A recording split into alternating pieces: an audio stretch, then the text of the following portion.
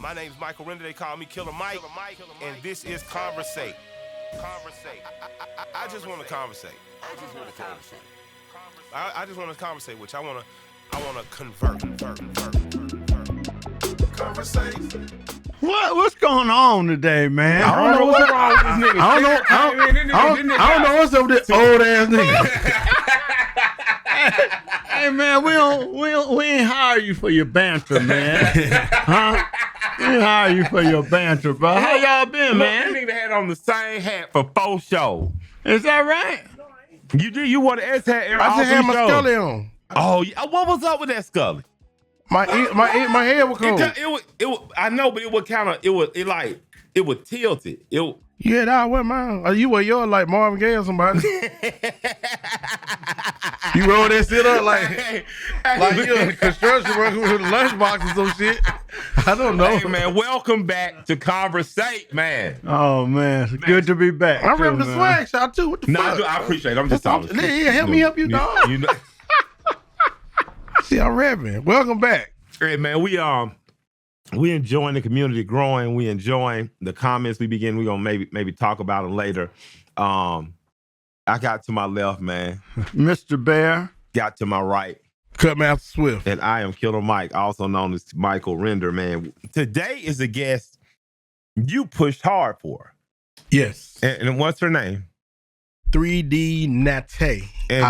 I think I'm pronouncing that right. Is it Nate or Nate? I'm be confused. I think it's Nate. I get so caught up in looking at it, I don't hear the words sometimes. I'm so glad I ain't got my glasses on she today. dropped dead fine. But the crazy shit is, she's a builder. She built her own tiny home in a van, in a Sprinter of sorts, and travels across. She reminds me of a lot of young women I know who they ain't really sitting around waiting on nobody to do it for them. She can rap like fuck too. She can rap about all that shit. Absolutely. She's amazing. I don't want to waste too much time talking about us now. I'd like to get her in on set. Let's go there. All the way from the 504. All the way from the 504.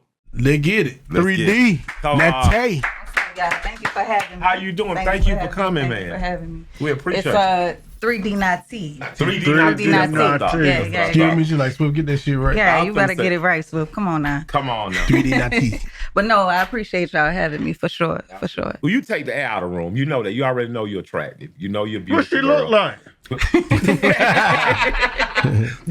I appreciate it. So what makes you a do-it-yourselfer? Most women who are as beautiful as you, or fine and voluptuous as you, they got a bunch of niggas. They got a squad doing stuff. And I'm not saying you haven't had some help and assistance, but every time I've seen you've been in a leadership role and people have kind of been following your lead. Yeah. I mean, I love DIY. It's a passion of mine. What's DIY? Explain to us. What is that? Do-it-yourself building, right? So it kind of started in 2020 when everybody was locked down. I had purchased my first house in 2018. And when I purchased that house, I kind of, that was my first time owning something, cutting my own grass. My parents never owned houses, nothing like that. So I really took a real pride in ownership. And then when we were locked inside, I had no choice but to start doing some of the work that I needed done on my own house. So, there was a hurricane that came through. I'm from New Orleans, by the way. So there was a hurricane that came through. I got on the roof. I topped my roof. I built a sauna inside. And I really just found a passion just for working with my hands. Because it kind of like blocked out the noise. So fast forward a couple years, I decided to sell those properties that I purchased. And I purchased a van from a car auction, had my car auction license, bought a van, $5,000. And then I built that into a tiny home / mobile studio because most people know me as a hip hop artist. Gotcha. Yeah, so I've been traveling for the past 2 years. Yeah. And what made Nolia has a special kind of hip hop scene. It makes for people sure. dance and move and congregate on the floor. Are you in that line or that vein, or you do something different? That's bounce music. Okay. Bounce music is, of course, very, very heavy and prevalent in New Orleans. Mm-hmm. But I consider myself, and most people would, a lyricist. Gotcha. So I like to make provoking any way I can provoke you. So whether I'm gonna provoke you to dance, whether I'm gonna provoke you to think, or whatever it is, I like to make provoking music, right? You provoked the shit out of Bell. You went blind when you walked in the room. So is when you say you make provoking music, thought-provoking music, what do you ultimately think you're trying to say as an artist? Well, I've experienced a lot, but it's not just in, my personal experience, I want to provoke people to live their purpose. And that's how I'm living, even with living in a van and traveling. Yeah. A lot of times people try to wait on things to get started. They tell themselves that I need this to happen before I start living my dreams of moving in a certain way. And with my music, with my lifestyle, with everything I do, I want to inspire people to, like, don't wait on your dreams. Just get the shit started. You're a rapper that's not really waiting on a company to bestow it upon you. You ain't really waiting on radio to see it. You're old school in that. You get on the road. Yeah. You show up, you perform, you bring people. What does it take, like, to a young person watching to really survive long term as a rapper, as you've been? Being purpose driven, knowing what you in it for. If you get so stuck on the outcome, then you're going to be spinning your wheels. You're not going to really find the joy in it because you're so laser focused on that one thing, that all of these little intricacies that you might, meet throughout the day that bring you joy to keep you going. If you don't stay aware of those things that actually make you happy, then you're going to be pissed off because there's a lot of things that can kind of deter you from your dreams, So I would say, make sure you're purpose driven. What's it like? Like, you see a lot of major label artists, they have success, they have what's perceived as success, and they still be unhappy. A lot of artists, but I've never seen you not happy. Not hope-filled. Let me say that. Mm-hmm. Everyone has a bad day, but you remain hope-filled. What pours into you that keeps you filled with hope and willing to give it to others? That's a good one, ain't it? It is. Come on now. It is. Well, some of my motivation, my grandmother was one of my best friends, right? She died when she was 90 years old. And in her passing, what I found out was she had never left Louisiana. Because she never left Louisiana, I'm like, I'm having this experience. I work with Russell Simmons and Timberland and all these different major people in the game. And I'm seeing all of this, the world. I'm experiencing so many things. And yet my grandmother, who was so much a part of making me who I am, she had never seen this. She had never went outside of Baton Rouge or, literally Louisiana. So that inspired me to just see more, do all I can do. What was her name? Lily, yeah. Lily James. Lily James? Yeah. That's beautiful. Was middle name James or last name James? Last name James. Yeah. And what did she do in New Orleans? Like, did she tell you about her youth? So the video that you asked me about is called Who Can We Run To? And in that song, at the second verse, I started talking about the fact that my grandmother she used to clean up for these white people. And that was my first introduction to, like, at Christmas, they would give us the skates. I used to have skates written, the name from the kids that she used to watch and stuff like that. So I saw my world through the lens of getting hand-me-downs, But not until I got older did I understand the strength. She raised my mama and her siblings and all of that. And then she also raised an additional family. And we still got poured with love and all the things that we needed. A lot of folks, granddaddy did that too. Okay. Could you say my name again? It's Bell, right? Bell. It's Bell? Bell. It's Bear. Bell. You want me to say Bear? No. Where's that accent from? What ward? I'm from the third ward. From the third ward? Yeah, I'm from the third ward, Delachey Street, So uptown. the accents differ through the wards? I didn't know that. I believe so, but I honestly wouldn't say that I have an accent. I don't think I have an accent. Some people do. Thank you. It's a mixture of French and Native and African.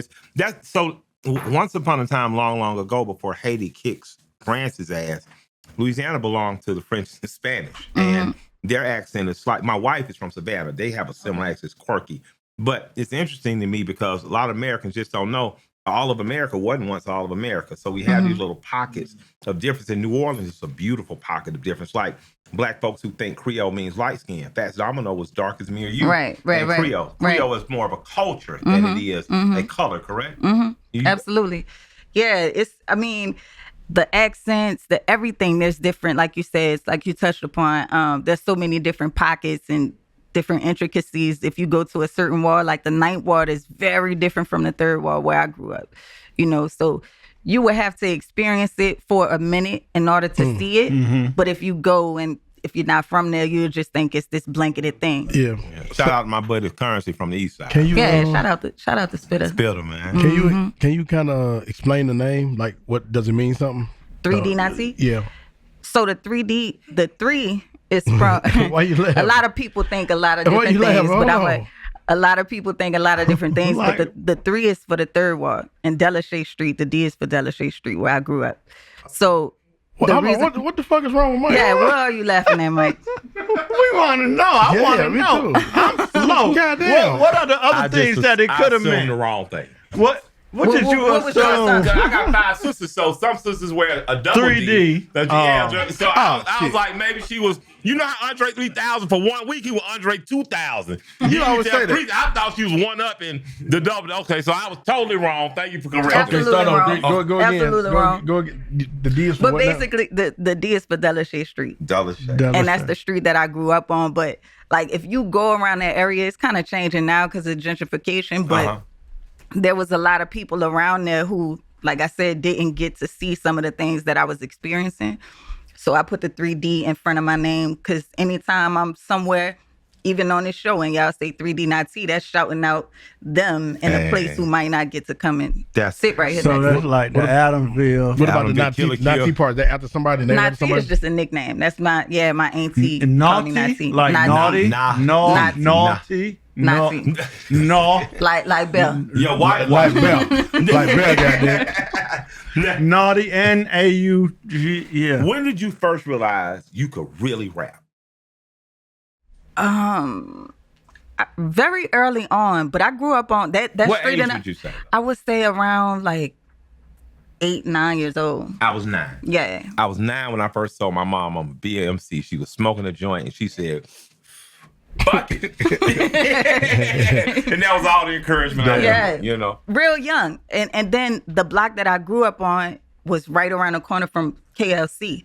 So I saw Master P coming through the block all the time, and I would walk down the block because I knew his family lived there, and I would just be rapping, moving my hands, so hoping somebody noticed me. KLC, right around the corner. His family.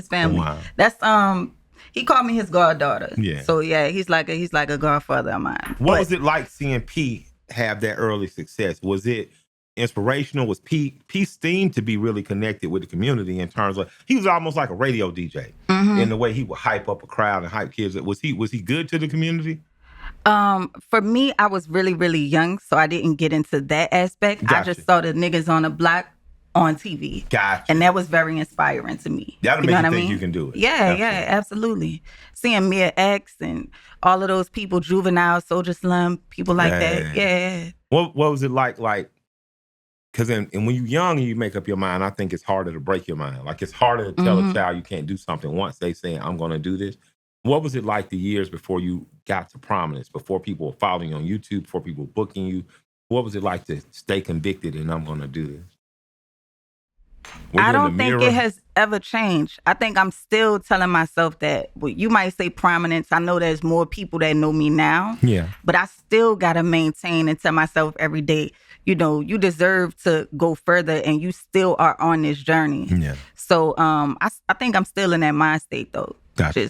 I'm still focused. If you stand to prove yourself mindset, you'll be Kobe Bryant, you know. Yeah, I believe that. How was it trying to like kind of pick a side as far as the whole Cash Money? I didn't. No Limit. I know, but I know people was kind of picking sides and shit, right? I have been blessed enough to look at some of those people and see it firsthand, like be inspired by somebody like Amir X. So of course I have a lot of reverence. Juvenile is one of my favorite artists, period. There was one point where Baby was trying to sign me to Cash Money. So I've seen different aspects, and I was just happy to see New Orleans on the stage. But Mia X kicked ass. Like Right. Mia X was killing shit. So what was I had that to go like with though? that. What was that like? Baby trying to sign you? Like, what happened with that? I just knew it wasn't the thing for me to do. For real? Yeah, it just wasn't the thing for me to do. I respect his big business acumen, for real. But it just wasn't the situation for me. I felt like a lot of times what I would experience is I would get around these label executives, and because of the culture of hip hop, they like woman, rap, we want you to rap about this. We want you to look like this, do this. And it just wasn't, meshing well with me. And I always had a lot of belief in myself and independence. So, I just didn't sign.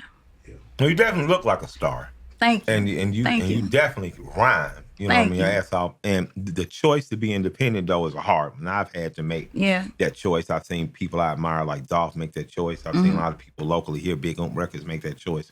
How difficult was that choice? Well, and you're a do-it-yourselfer. Yeah. So was it more difficult or less difficult for you to make the choice that I'm going to do it myself? I think it was easier to make the choice, but it is a difficult task. I ain't lying. Like, what made you change? What made you choose? Man, I got tired of them niggas telling me what to do. They wanted me to change my name. Dre would have me come out with a goddamn song, and then he'd be like, well, I don't want to be in the video. I'm like, nigga, you don't want to be the fuck I want to be in the video for. They had me doing records like Adidas. All day I didn't dream about sex. I was trying to sell dope and be a scholar. I wanted to be like the first.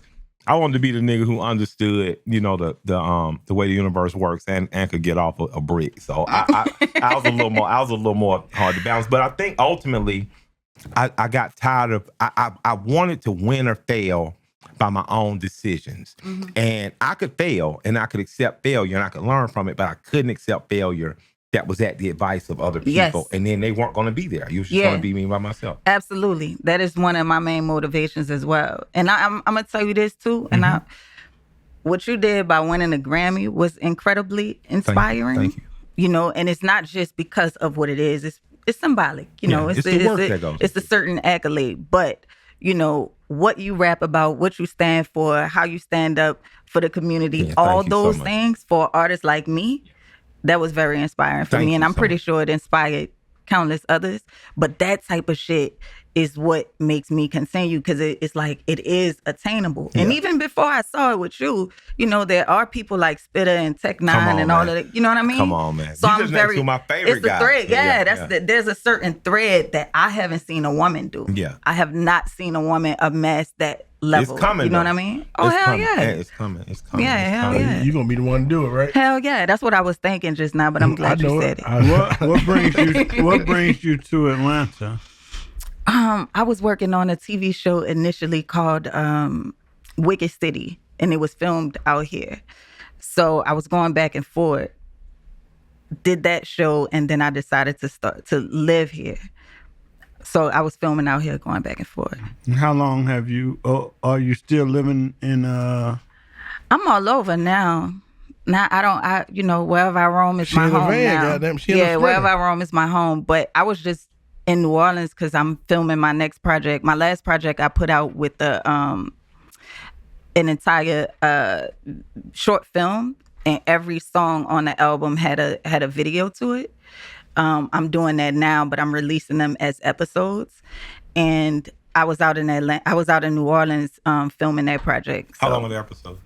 They're like 3 minutes. Just because I took this idea to my management, they looked at me like, nigga, this is a lot of money. But I knew there was somebody independently that was going to figure it out. So I'm glad you figured it out. And I want to give shouts out to Rhapsody, too. Yeah. Who's another female that I see on her indie grind. Yeah. Who's dope as fuck. And I love Rhapsody. She's dope. She's not selling herself as much as she's selling herself. Mm-hmm. She's not selling herself out for fame. You aren't selling yourself out. You guys are selling, this is who I actually am. And I really think that's That's funny you said that, because that's going to kind of explain the OnlyFans thing, right? You got OnlyFans? I do have OnlyFans. Okay, so how's it? Because people say that like it automatically leads to pornography and sex. It does not. Some people just lead to feet pictures, I heard. But what is the significance of OnlyFans in today's Let market? me tell you what's going on with my OnlyFans. I've been on OnlyFans since 2021. Okay. Right now, currently, I am in the top 2.6 percentile of all creators on the platform. No nudity. I don't sell porn, no sex, none of that shit. Gotcha. Like I mentioned, like I mentioned. Look, you gotta say that. you gotta be like. But I'm gonna tell you why. Because look, don't get it fucked up. I am very aware that you're an attractive woman. Yeah. Absolutely. So, but I know that I'm much more than that, and I have guys that has signed up, but I'm on there talking about how I got my auction license, how I flip cars, like make money, how I used to have vending machines all over New Orleans, and what I would do with these vending machines, depending on what area it's in, let's say it's at the club. If there's an artist coming in a club, I would get the merch from that artist and put it in a vending machine. You see what I'm saying? And I would have the artist just announce, hey, if you buy it from the vending machine, you get an autograph or whatever. So I would do deals like that, or put the vending machine in a barbershop, put some blunt wraps in there, put some, certain things. And I talked about all of that stuff on my OnlyFans, and it started to do so well. I made 6 figures from my OnlyFans. And because I knew that that platform was not made for sex work, OnlyFans paid attention to that and started to promote me on their page. I did Entertainment Tonight because of no nudity and all the things that I've been able to. But I go to nude beaches and I live. Which one? Bear's been the one. He's the only guy that's been the one on there. Yeah, I've been to several. Yeah, but I'm saying you and your old lady, y'all been. I understand who I went with. You went with a bunch of guys? I'm just saying, I thought... I enjoy it. It's a good time. It's not perverted. It's not perverted. I'll tell you this. The first time I went, it was this guy. This was in Austin. Texas? Yeah. Texas. Okay. And so what did the guy do? He was just talking to me, having a regular conversation. I'm sitting down on the water, dick right in my face. I had to be the one, like right here. He's standing right here. And I had to be the one that, keep my composure. You know what I mean? Because I thought it was going to be this predatory thing, but it's not. Like you said, it is liberating. So I'm saying that to say. Did you like the dude? Did I? No. Did he but like it was you? just like, he did. But it was just like a regular. It was just a regular conversation. A regular exchange. Yeah, it was a regular conversation. Tell you what I thought you was doing. Did it raise up? What do you mean? You cut it out. No, I ain't tripping. It's barbershop talk here, so No. You want to join the little... If Bear ever goes too far, let us know. I miss Swift. Look, ain't nothing y'all can say to me. I promise you that. I'm going to tell you something about people that. from New Orleans, women from New Orleans. You guys have more than the accent. You guys have a very sharp mind. My mother was a hustler, right? Mm-hmm. And she had a sharp mind. I saw her throw it off and deal with me and just be like, let's get to the business. When I watch your shows, when you're building something out, when you're talking, negotiating, you are an astute businesswoman. Does that come from granny experiences? Does that come from, I'm going to go further? Where does your love, because you seem to love to do business.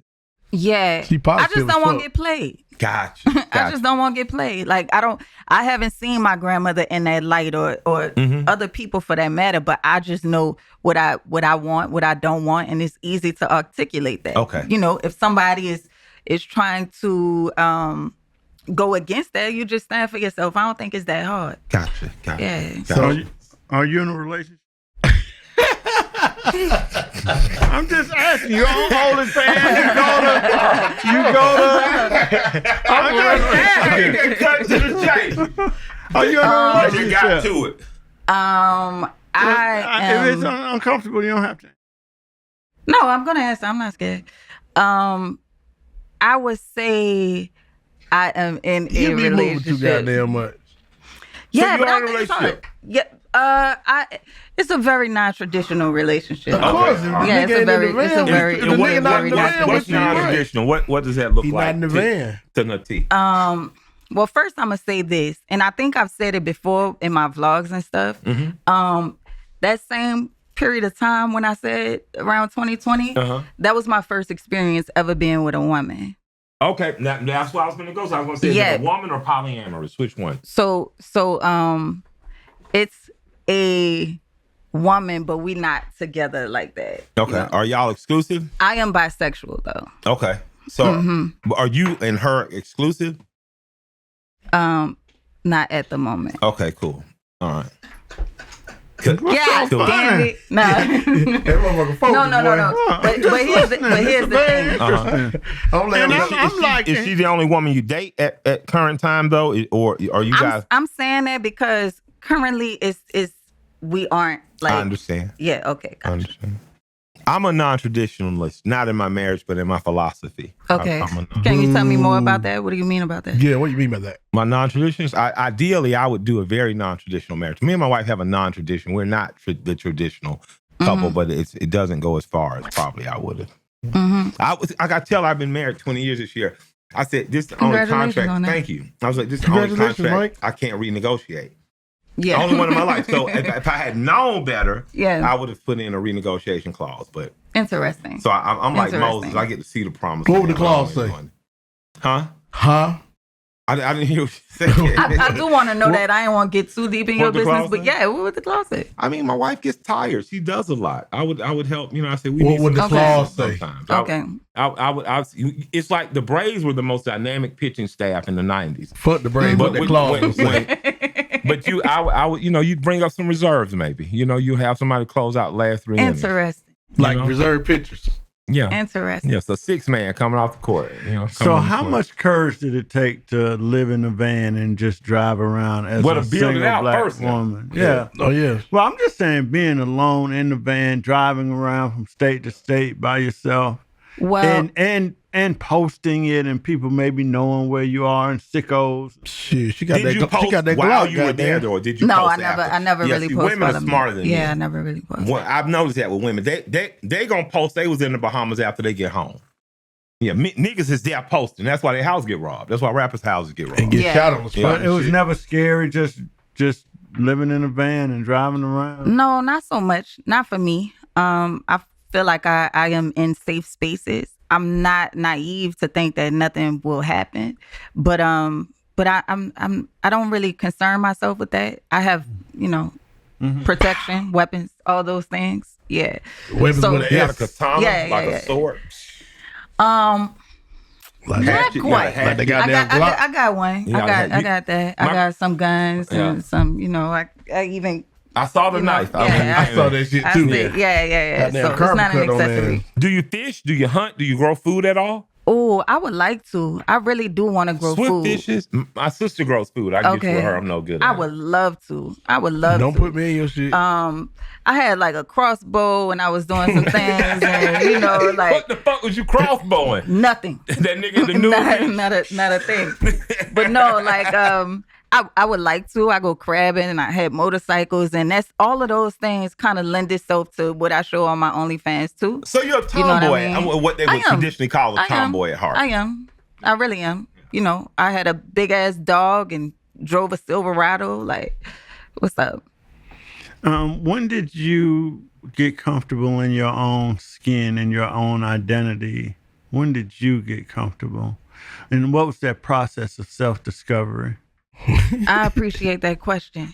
To be honest, it's still happening. Even me sitting here with y'all, because I don't really like interviews. I'm very honored. Really? Damn. Hell no. No. You do vlog so well though. Yeah, because I'm a introvert and I'm by myself. And it's very easy for me to hold the camera up and talk to the camera. But, people come with their own biases or whatever they may, they might be judging you. And I have experienced anxiety with that. You know what I mean? Because it's very easy for me to speak my mind on a song or whenever my art speaks for me, but it's more difficult to socialize and shit for me. Because my youngest daughter, Mikey, says to me, she says, people don't know that about you, Dad. You get off stage, you just go be by yourself. You're really just an introvert. Yeah. You say you're extroverted and you want to, a lot of entertainers are. It's too much to take in the opinions and thoughts and critique after they've given you all they have on canvas or on record. Yeah. So it's amazing that you admit to that because you never would have guessed it. Watching you, you look like the most confident host I've ever seen on TV. I appreciate that. You don't sit around and complain, I was dark skinned and people didn't like me. You don't say, well, hand me down skates. You literally assert, this has just happened to happen. Yeah. This is how it grew me. This is how I'm taking this into the world. It seems like you really are a motivator to other young women. If you had like a minute to tell young women, get out your own way, how would you say it? What would you do? Like you should be running the fucking summer camp. Easy as that. I appreciate that though, because I would say the same shit that I'm telling myself every day, because you saying that you don't notice it, but I very much felt it. That's part of the reason why I show up early and I try to fill the room, because I'm preparing myself, because I'm working on myself to work through that shit. You know what I mean? So the same thing I would tell them is what I tell myself every day. You got to get through it. At a certain time, this interview is going to be over and I would have made it on the other side of it, as long as I make it on the other side of it. You know what I mean? So I'm working through that. How does that translate as far as like live performance and stuff? Like, is that easy for you, or is it kind of difficult? I prefer creating in the studio more than being on stage. Really? Yes. However, that's up until the moment I get on stage and I start, because I can literally see the effect that my music, something that I created by myself, has on people as they are gathered. Yeah. So that always afterwards, I'm like, I love this shit. I can't wait to get back on stage. But leading up to it, Well, you so country. You said gathered. That's so adorable.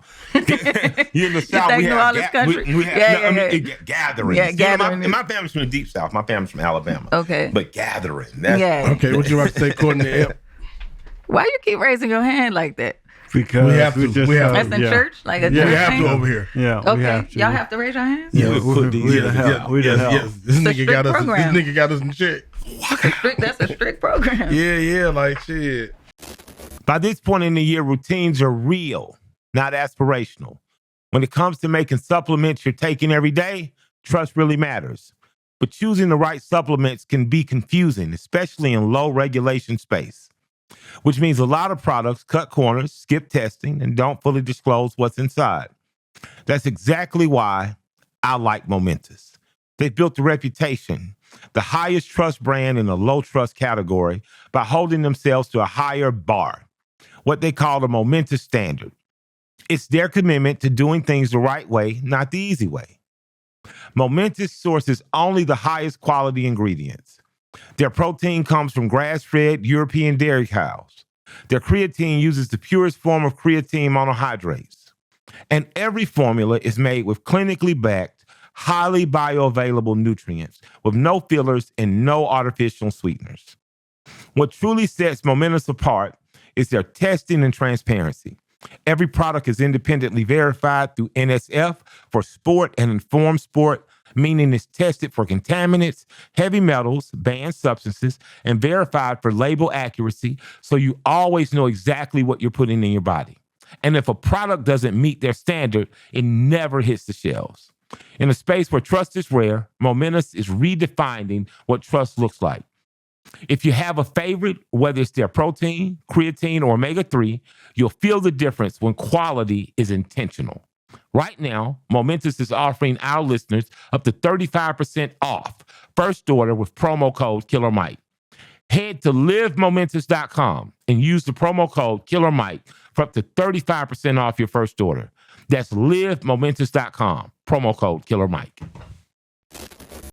Starting something new isn't just hard, it's terrifying. So much work goes into this thing that you're entirely sure will work out, and it can be hard to make that leap of faith. Trust me, I know. When I started this podcast, my business, I wasn't even sure what I was doing. What if no one listens? What if I make a fool of myself? What if no one buys my products? Now, I know that I was right in believing in myself and launching my podcasts and businesses, despite all my fears, hesitations. It all helps when you have a partner like Shopify on your side to help. Shopify is the commerce platform behind millions of businesses around the world. And 10% of all commerce in the U.S. now, from household names like The Swag Shop or KillerMike.com to brands just getting started. Get the word out. You have a marketing team behind you. Easily create email and social media campaigns wherever your customers are scrolling or strolling. And what if I get stuck? Shopify is always around to share advice with their award-winning 24/7 customer support. It's time to turn those what-ifs into cha-chings with Shopify today. Sign up for your $1 a month trial today for shopify.com/KillerMike. Go to shopify.com/KillerMike.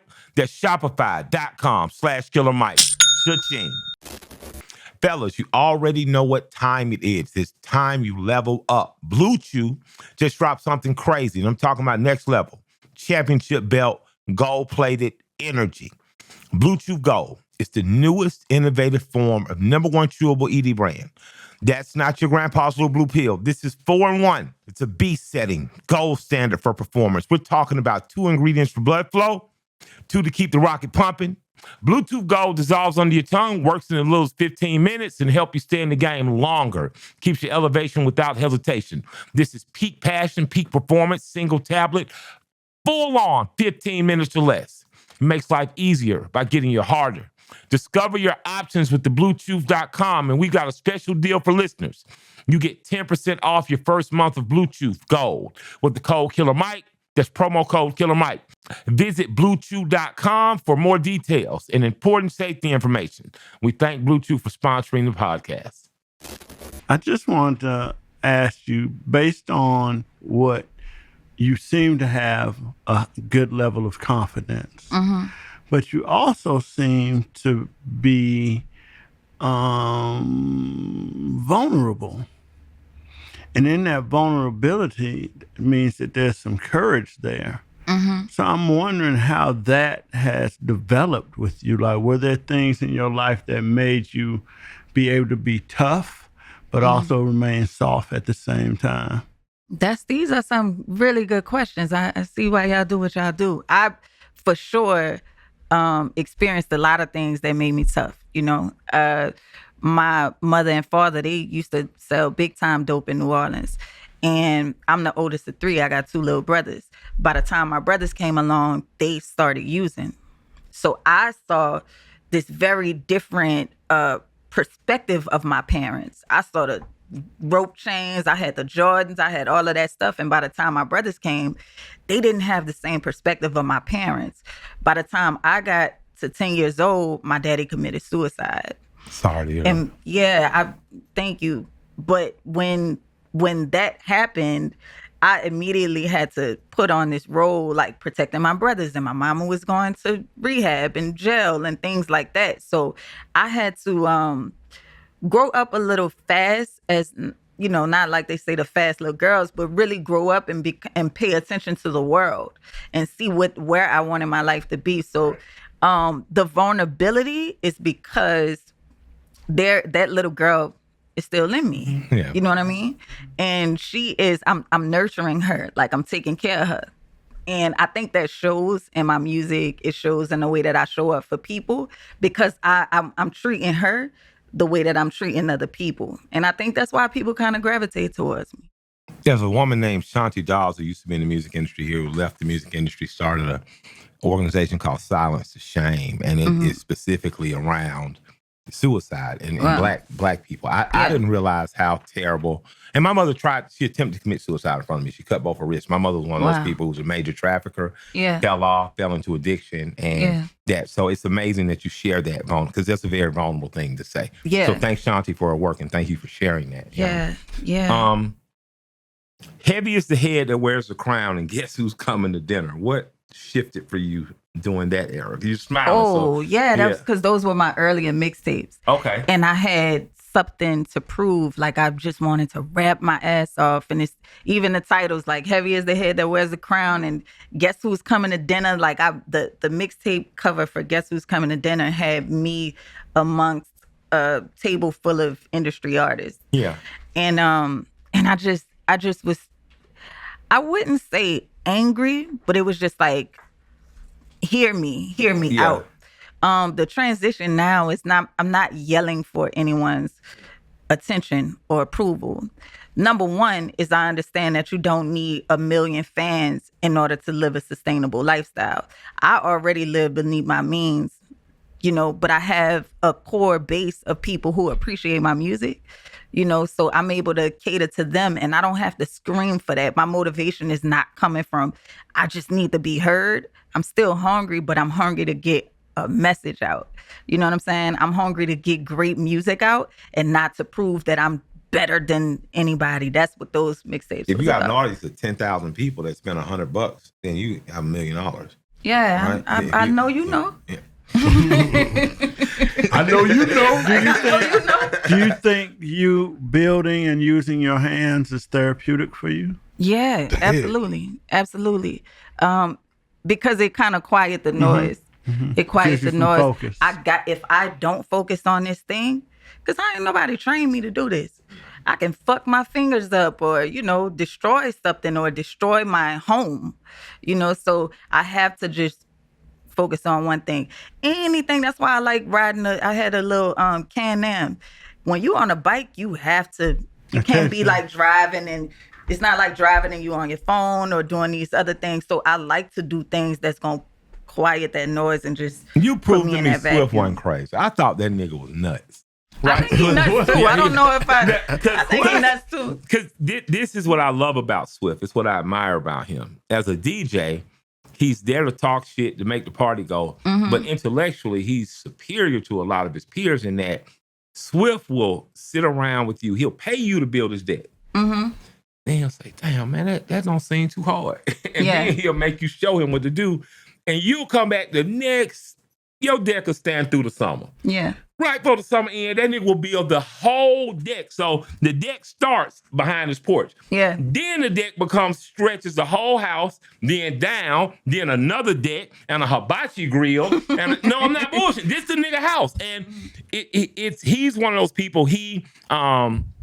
Someone dear to me named Tiffany, she's amazing too. As a woman, she went in the military to escape a crazy nigga, but she builds shit. I'm not a builder of shit. Yeah. I hire people to build shit. You's a dope dealer. Yeah, I'm a dope dealer. I hired Jay I to ain't build. selling no dope. That's why I have to do this shit with my hands sometimes, bro. But I understand the importance of trades, and I encourage Black kids to do it. So people like you and Swift amaze me in that you never stop learning. Yeah. Yeah, it ain't even just the trade. Like I said, I always say it's the accomplishment of starting something and finishing something. Yeah. The feeling of that shit. Even Yeah. just simply cutting the grass.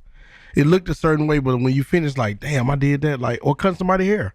It's the accomplishment. I think kids just don't get that feeling enough. So what could we do? We got a bunch of 12-year-old girls, and and we got a bunch of 12-year-old boys. We got a summer camp, right? And we gonna drop them off with Swift and you for the summer. At the end of the summer, what are we gonna get? What group of kids? What are they gonna be able to do? What I got them doing? Yeah, just saying. What do you two? What would shit. you two have them doing? First thing, we're gonna go buy a 12-pack. No. No, it's probably the first thing probably be like cooking. Some shit like that. Gotcha. First, you know what I mean? Gotcha. It'll be mainly self-sufficient shit. Like, you know, How shit to get you through that. Yeah, how to get you through that. What would you do for the young ladies that you have control over? I would want to know what they're into, because I would want to, depending on the means, but I would want to know like individualized goals, right? Not everybody doing everything the same, even though I know the world not set like that. But I think once you start off showing what you care about, I care about. Gotcha. Right? So let's see what you want to build. Let's see what you want to do. Let's see what your interests are. I got you. And then you go to doing group projects and stuff like that. So I would say just finding out what they're into is the first step, and then having them build whatever said thing is, whatever those interests That's are. amazing, like what you said. But the problem with the kids, none of them know. They don't have a clue what they want to do. That shit crazy. Yeah. My grandparents didn't give me much. Like I talk shit, but I know how to do a lot of shit. My grandfather would literally sit there and make me change brakes. Like, I don't want to fucking change brakes. And he say, shit, don't matter if you're gonna goddamn be rich. You need to not let nobody teach you. Yeah. So I said, oh shit, I do need to know how to change brakes. So what are the 5 things every kid should know how to do, in your opinion? And don't have to be big, just the 5 things every kid should know how to do. Know how to change a tire. Know how to balance your checkbook. Know what's going in, know what's going out. Know how to properly communicate. And that's kind of subjective, but you got to move in certain spaces. So you got to know how to conflict resolution. I got you. You know what I mean? And how properly to de-escalate. and get your point across. And what are the last 2? The last 2. Communication, Nigga gotta changing eat. the Nigga tire. better You gotta make figure some out. food. Yeah, you gotta learn how to make some food. And what would be the last? Figure out how to get money. How to get some money. How to get some Probably money. organized, yeah. Organize is good, but you gotta get some money. Gotcha. All right, Bill's raising his hand again. This is my last 2 questions. I'm not gonna say another word. That's a lie. But go ahead. What does love mean to you, and how do you communicate with your partner how you want to be loved? Start crying. Nigga. Nigga. Love is like a verb to me. Action. Yeah, Can't just be it's something action. said. Yeah. So what I find, and let me go back. Yeah, do you think? Because when I said the 2020 and being with a woman, that wasn't the same woman. Okay. The I was engaged for 8 years. To a man or a woman? A man. Okay. A man. And let me tell you something. I hate having this conversation about the woman and man Why thing no because judgment here? No. When you I don't said feel 8 years, judged. I just knew it was a nigga. I don't feel. Yeah, niggas, it was. Niggas, It was. Niggas are taking engagement 15 years. It was me. Really? You Yeah, made it was him wait me. 8 years? Yeah, it was 4 years. He must have proposed. that. Bye. Well, Why you made That him wait? man waited. Why did I make him wait? I really feel like he's a great guy. Still one of my closest friends to this day. We not fucking, still a great guy. But I think at that time, because of the way that he grew up, 2-parent household for the most part, it was starkly different from the way that I grew up. And I think at that time, he just felt like that was what came next. Structure. He didn't have any kids. He owned his own house. He was a school teacher. All these things. So it was like, this is you that. out there This is destroying good guys right now. Why would you say that? That is an awful thing to fucking say. No, I'm not saying it to be awful, but just like think about all hope, right? You get this amazing woman. She's attractive. She's progressive thinking. She may have come up a little rough, but man, I teach school. I got a house. I'm never gonna Can't put her in the box though. Girls like bad boys. No, I don't necessarily think it was, and he would tell you this. Okay. At the time, there were certain things that he wanted to do, namely start a business and all of that. But because of his upbringing, it was like, I have this thing to fall on, this security. He played it too safe. Yeah, and because I had a different lifestyle where my mama just wanted me to be better than her. As long as I wasn't smoking crack, I was pretty successful in her eyes. So I was able to take more risk, than he was taking at the time because his parents wanted him to stay. I understand. So that's why. So you weren't just you still think that I'm destroying? Yeah. Fuck them niggas, man. So you like yo? So I'm gonna tell you this though. You never answered my question, but I would. My youngest daughter's mom, who I think is amazing. She's one of my best friends. We made a beautiful child together.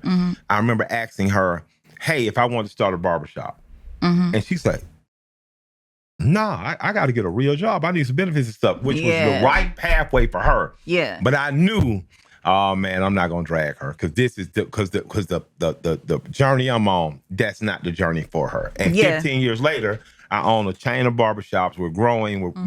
But she said, "God damn it!" I said, "I know, but that wasn't for her." So I understand. I don't hold no judgment. And when you're able to be steadfast in what you believe in, and that person is too, that's why you don't really lose the love. Yeah, you just lose that particular that's still my friend. dynamic. I talk to my friend every day.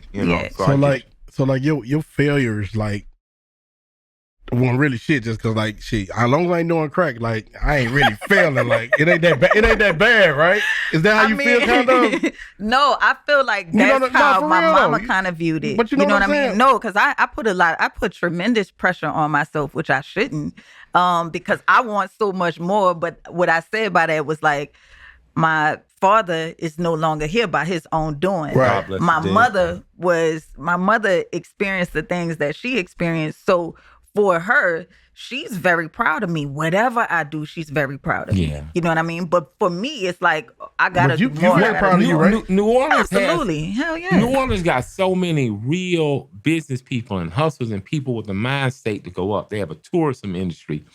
Why does it seem like poverty has so gripped New Orleans, in your opinion, though? Because the Black community there is dense, and you guys have a rich culture, and the people that do business do big business when you're talking about the babies and the peas. But what seems to keep a cap? When I look at Spitter, man, people wrote Spitter off a half dozen times, and every time he came back cooler, he came back big with something to buy. He really understood it. What takes the top off New Orleans and allows it to fully flower, in your opinion? What would you do if you could change something?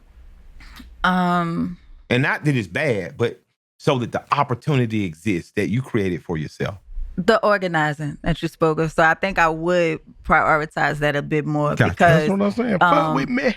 Yeah, there's a lot of just the politics and the corruption. You know, we are very high on the list for corruption. Wow. Okay. So although there's a lot of people who do big business and great business, we're a port city. We're supposed to have a lot of money coming in, but there's a bottleneck. You know, there's a cap there.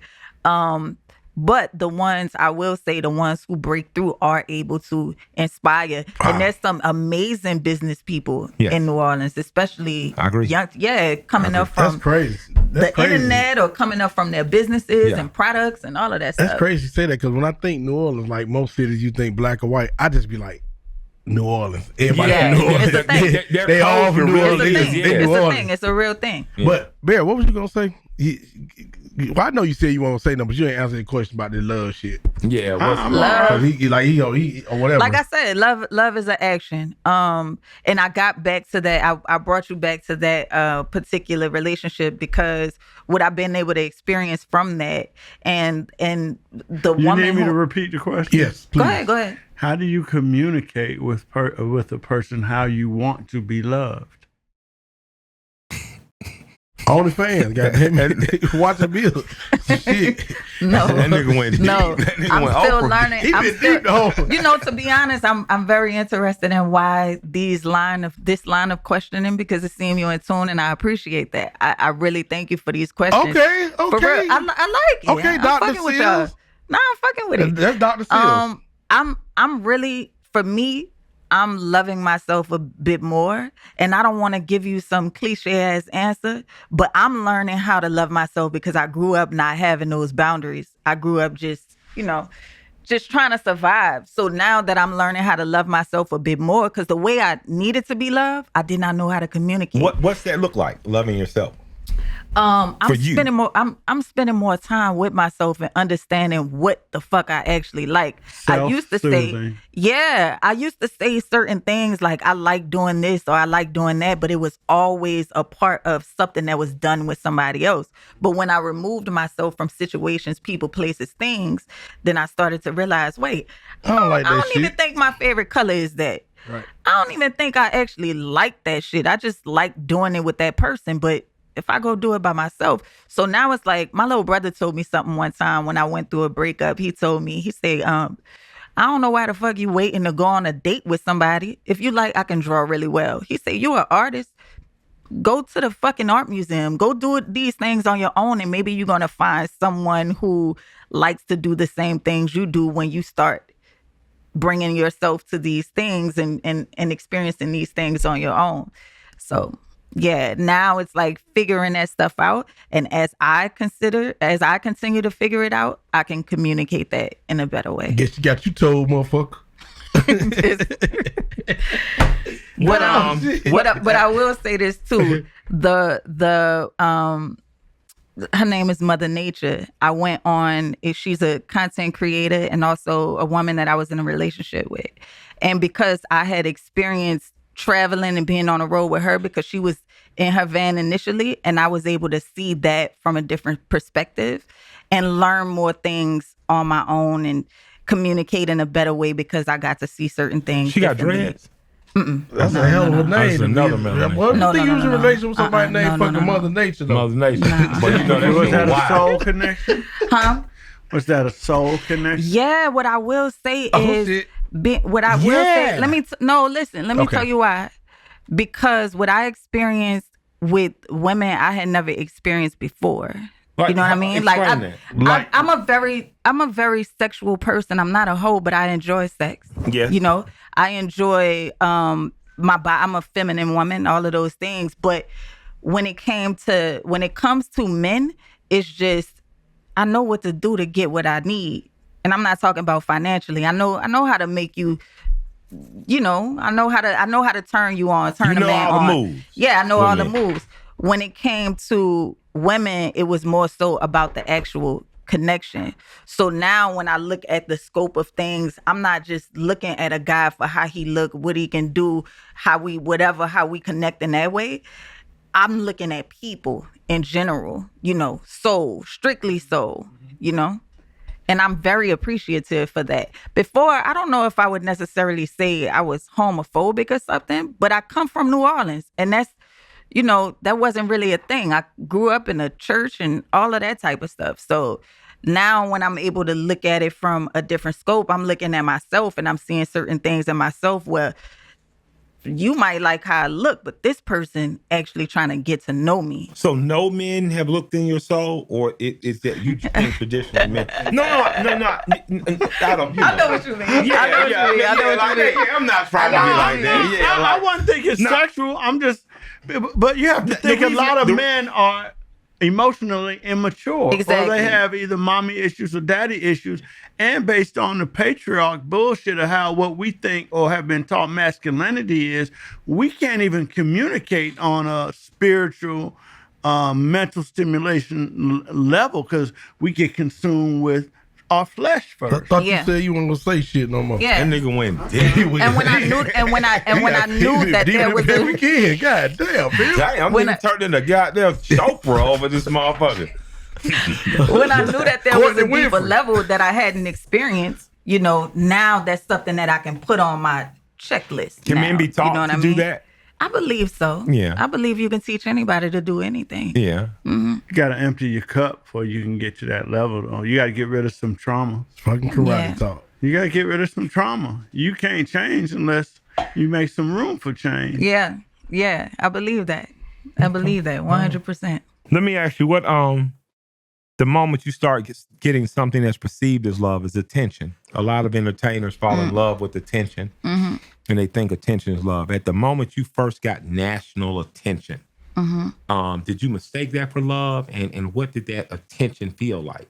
And did it feel powerful? Did it make anxiety rise? Did you know what you were going to do with it already? A little bit of anxiety. A little bit of anxiety. And the reason why is because I know attention is fleeting. So if something feels good, then you get nervous about when it's going to leave. Yeah. And I'll tell you a quick little story. What I now realized when I was 10 years old, my daddy used to pick me up from school every Wednesday. Yeah. And when he would pick me up, we would have these conversations. And I remember one of the last conversations, as a matter of fact, the last conversation I had with him. He asked me if I would miss him if he was gone. I didn't know what that meant, right? Of course, yeah. And then he told me that he was going to marry my mother. Now, that was a phenomenal thing for me, which at the time, I think 5th grade. And I'm like, my parents getting married. I'm happy about that. And then bam, he was gone. So I always had this little push and pull with like being very happy. Whenever I got very happy or excited about something, it became scary. Yeah. So that attention that I get from creating music and doing shit, I'm like, y'all fuck with me now, but I've seen people change, the public perception change. Right. So I always got to make sure that it's coming from me, that I'm getting that feeling from me. Because if they turn on me, then, this is how I pay my bills and all of that. So I got to make sure that I'm okay with that. And that's another thing. Even with the OnlyFans, I had to be okay with dudes just come and peek and shit. You know what I'm saying? They asked me for news. They asked all this type of stuff. I had to be okay with people, if they're not satisfied, that's their right to not be satisfied. I got to be okay with what I'm doing and how I'm moving. You directed your early visuals. So OnlyFans, you have a thought, right? You directed all of them and you determined your image. You walked in here today, you knew you looked as good as a Lil' Kim and the Foxy Brown video back in the days, right? You know I'm going to provoke. I got the grill, I got the earrings, got the glasses, you know that. Yet, when people meet and leave, they respect this. They respect the heart. They respect more. The whole package is what they respect. How important is it for artists to control their image? That's one of the most important things ever, besides knowing what your actual purpose is. Yeah. I understand. I understand people see me like the woman that I met earlier. She was like, "Oh, you a rapper?" It was kind of giving me a little hard time. She was like, "You look like a dancer." I understand that. You might not have the opportunity to sit down and meet with me. You not gonna have that experience in your lifetime, but I know what I got in me. And they call it kind of putting the medicine in the candy.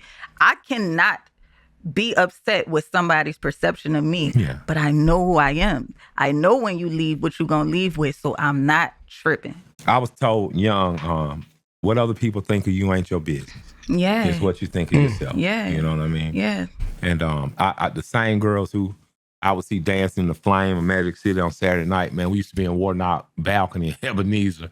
Me and my wife would sneak up there about 8, 9 in the morning. We up there, we would look to our left and right and see the same girls we had just left in the club. So at least I know they was shaking in the name of the Lord.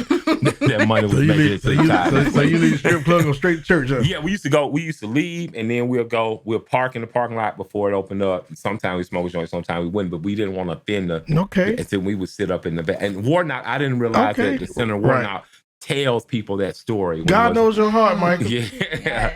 You know, I thought I call you Michael. This shit get real, Michael. God knows your heart, Michael. What after years, you stay motivated in a way that I've seen people be successful, quote unquote, and lack motivation, lose motivation, slip into depression. You seem to stay joy-filled and motivated. Damn sure do. What's the secret? I'm still Even working when your on truck it. broke down. Yeah. You optimistic this motherfucker gonna get fixed. Yeah. I mean, I feel like I got a lot of favor. Yeah. And my mama told me something recently. What's that mean to non-Southern people? Oh, a lot of favor. I know that I'm going to say higher power, but it's God. Amen. Right? Amen. And I know that God is looking out for me. Mm-hmm. You know what I mean? So I just know that, and I always move like everything gonna be all right. Okay. You know what I'm saying? So it's easier to put a smile on, even if it ain't the best smile, your brightest smile. Yeah, I got one today for you. Yeah, you know what I mean? But my mama told me something recently that was very eye-opening to me. When I was 10 years old, I was writing a letter to Oprah, because Oprah used to give out cards and all of this shit. So my mama was in the she was getting high at that point, right? God bless. And she came out of the restroom, and I never knew that she knew this, but she told me recently that she said, "I remember when you was writing the letter to Oprah."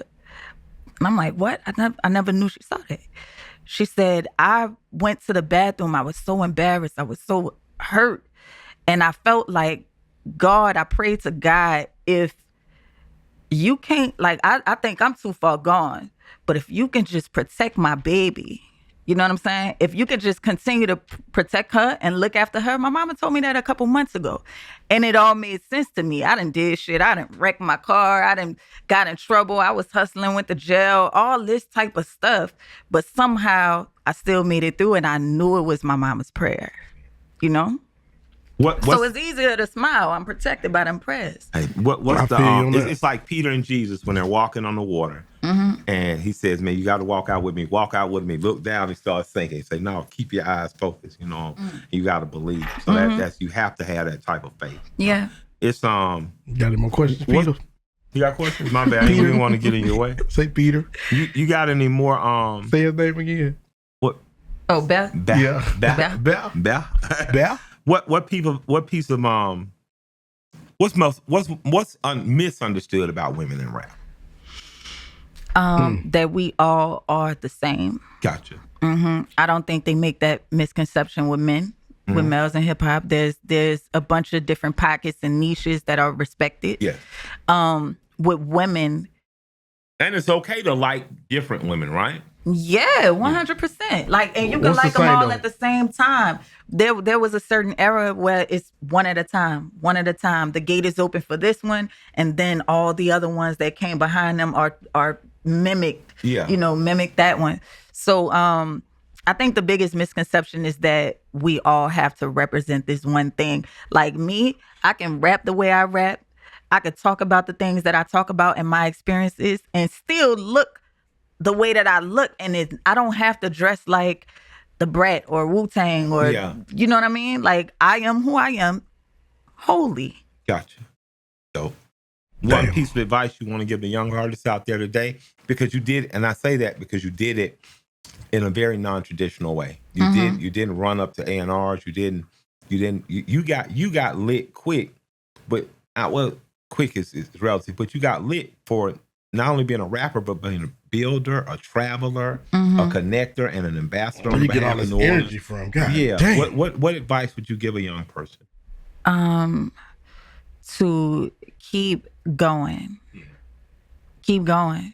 Because as soon as you sit and stay stagnant, you know, you can fall into a depression. You can fall into the expectations of the world. Like, you gotta keep moving. You have to keep working on that thing that you promised yourself, and whatever that promise is, just stay true to your promise. Let me tell you what's crazy. The first time I met you, right, when your engine was fucking up, so she comes to meet me with Reggie, right? Shout out to Reggie. I was gonna say that. Shout out to Reggie, the rap man. Listen, what's crazy about this?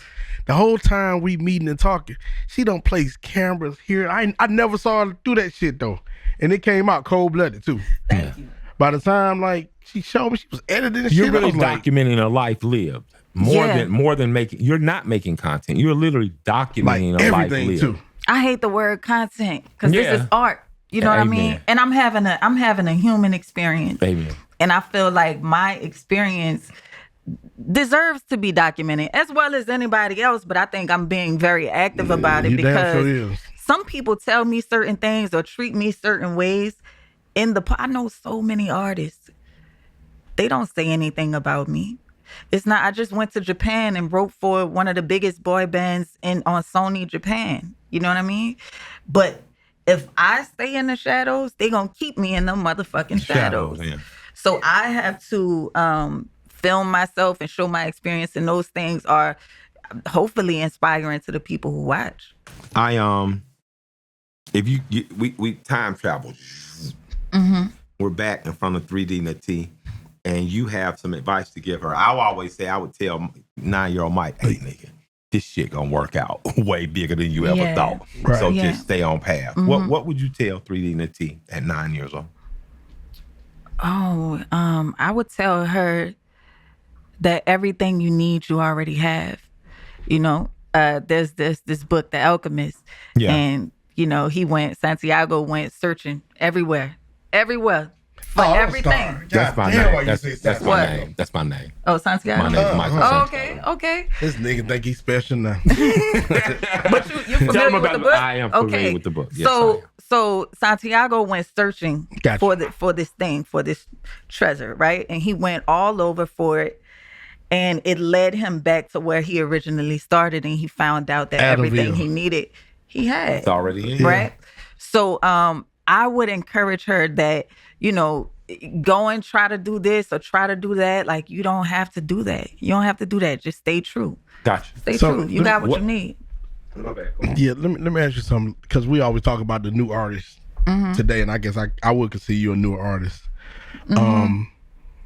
That's interesting. I just know me coming up like as a DJ, I always wanted to be around the best in the competition. Is it the same way for you? Do you want to be around the talent? Because it seemed like the guys that's rapping and shit now, they shy away from that shit. They want to be the seen one, the known one, but they don't really want the smoke. Like you know, I imagine if I was a rapper, I would have wanted to be around Killer like all day. Like, motherfucker, we going at it. We, you know what I mean? That's why you sharpen your steel. Yeah, but who does that? Like, where y'all see that at? Because I don't see that shit nowhere. Unless I'm looking in the wrong place. In New Orleans, I see in bounce culture, I still see a lot of that. Yeah. And like I did a show with Big Frida, and I've done 3 shows with Big Frida, and I've enjoyed every one of them, because after I watch Freedom get off stage, I'm like, fat boy, you got to take your ass up here and put on the show of your life. Because, you know, Frida, first of all, is taking care of family, very responsible human being. I have a lot of respect for Frida.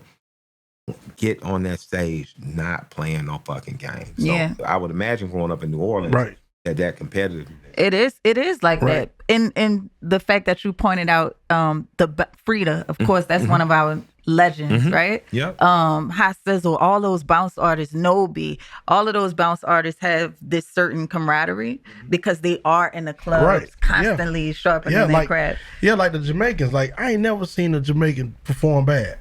And what's crazy, they all perform on the same beat. There'll be 5 different artists on the same beat, though. They don't fuck around, though. That's the same thing with bounce. They don't fuck around. Music's not much different. Black people are really, I've been around the world 6 times. And what I've noticed about black people, or Earth's original people, is that we're not radically different. The rhythm may be different, the bounce, the color may be, but in terms of how we interact with one another, in terms of entertainment, we're not radically different. And I like more of it than not. Yeah. So let's talk about something. I know you was reading this to me the other day about a statement. What's the name made about the old school rappers? What was it? Yeah, it was Yachty, who I love to death. Miles, his father's a hero of mine, Shannon. Right. But Yachty was describing he was saying music in the 90s wasn't as good as y'all, just saying that y'all memory is romanticizing. But he started doing a pattern or a flow from the 70s. He started doing the hip, the hop, the hip. He said y'all said stupid shit, some shit like that. Yeah, now he could have tried that argument with, say, the Fushnikins or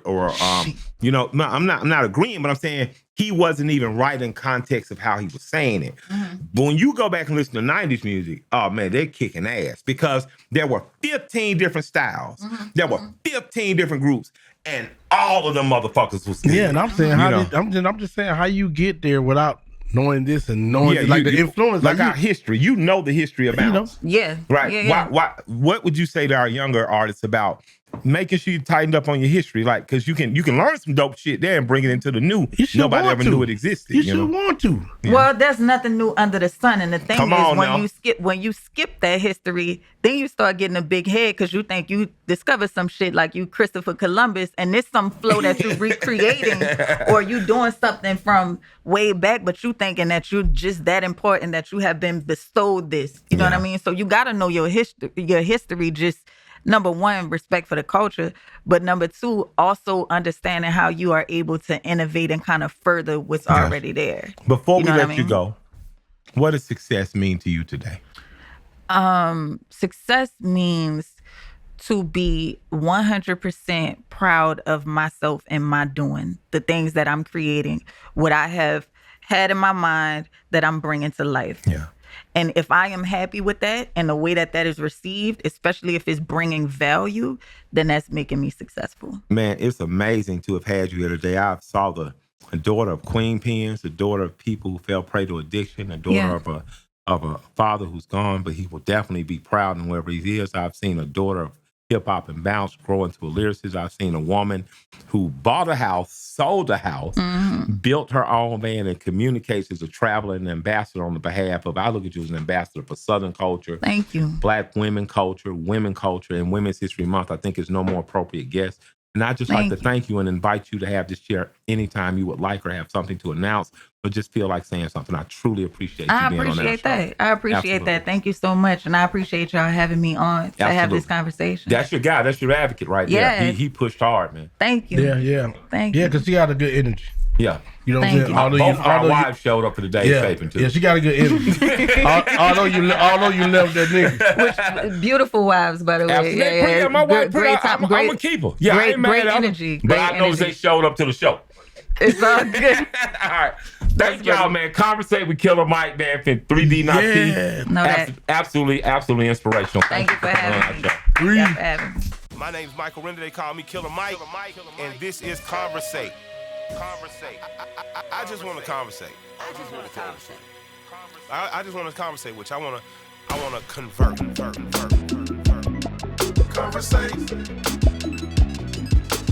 Conversate's not a real word, but I encourage questioning. I want to encourage thought. I want to conversate. I want to have discussions with people that I may not agree with or that I may not understand and try to gain perspective. I think we all should be doing that. We all should be in talk. You know, we all should be in a constant state of talking because that's what precedes organizing and mobilizing and revolutionizing and changing things. I believe in the power of conversation. I believe in conversation. So I'm here to talk.